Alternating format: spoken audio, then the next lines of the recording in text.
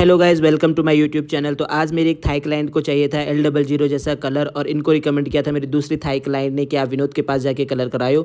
तो उससे पहले हम देख लेते हैं बालों को। तो बालों में इन्होंने करा रखा था रेड हेयर कलर, और रेड हेयर कलर में गाइस ब्लॉन्ड करना बहुत ज़्यादा डिफिकल्ट हो जाता है। इसलिए हमने उस पर लिया है स्ट्रैंड टेस्ट ब्लीच के साथ कि हम देख सके कि किस लेवल का जो है हम कलर कर पाएंगे।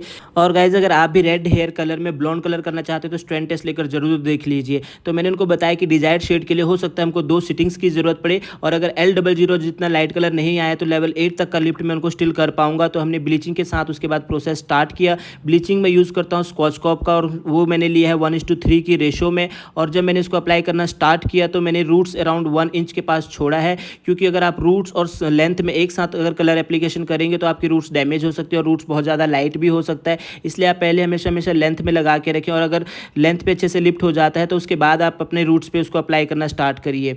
तो इससे मैंने फॉइल में अच्छे से रखा, और 25 मिनट्स में मैंने देखा कि बाल जो है वो कितना लिफ्ट हो गया है। आप ऐसे चेक करते रहिए, नहीं तो आपका बाल डैमेज हो सकता है, या फिर अगर वो ओवर प्रोसेस हो रहा है तो आप उसको वहीं पे स्टॉप कर दीजिए। तो मैंने जब उसको देखा 25 मिनट्स बाद मुझे लगा कि ये उतना ज़्यादा लिफ्ट नहीं हुआ कि मुझे डिजायर्ड शेड का कलर मिल सके।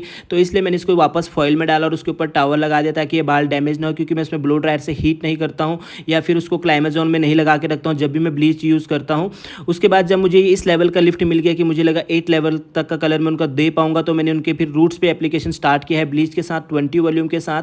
और अराउंड 20 मिनट जब मैंने रूट्स पे रखा तो उसके बाद मैंने उसको वॉश किया, और आप वॉश करते हुए भी देख पाएंगे कि जो लेंथ का एरिया है वो अभी भी थोड़ा रेडिश है और ऑरेंज है, जबकि जो स्कैल्प का एरिया है वो हो गया अच्छा खासा लाइट। तो अगर मैंने स्कैल्प पे जो है फिर वो मैंने लिया नंबर 8 का कलर, और उसमें मिला है 011, ताकि मेरा येलोनेस जो है रूट्स के पास से ख़त्म हो जाए, और उसमें उसको जो मैं है वो लेंथ के साथ मैच कर सकूँ। लेंथ में से मैंने जो कलर चूज़ किया उस वो लिया है मैंने 846, और उसमें मिला है 011 और 022। 022 मैंने इसलिए मिला है क्योंकि वो है ब्लू बेस और वो ऑरेंज को काटता है, और ऐश जो है वो येलोनेस को काटता है। और ये मैंने डिपॉजिट किया है 10 वॉल्यूम के साथ। तो थोड़ा सा बाल जो डैमेज दो एंड्स में थे उसको हम कट कर लेंगे और बालों को स्टाइल कर लेंगे, और हमको मिलेगा कुछ इस तरीके का रिजल्ट। गाइज आप भी मुझे कमेंट सेक्शन में ज़रूर बताइए कि क्या हम L00 जैसा कलर अचीव कर सके या नहीं। और अगर आपको भी एडवांस हेयर कलर या फिर हेयर कट सीखने तो मुझे फॉलो करिए इंस्टाग्राम में कलरिस्ट विनोद _, और यूट्यूब चैनल में भी ज़रूर सब्सक्राइब कर लीजिए गाइज अगर आपको एडवांस कलर सीखना है।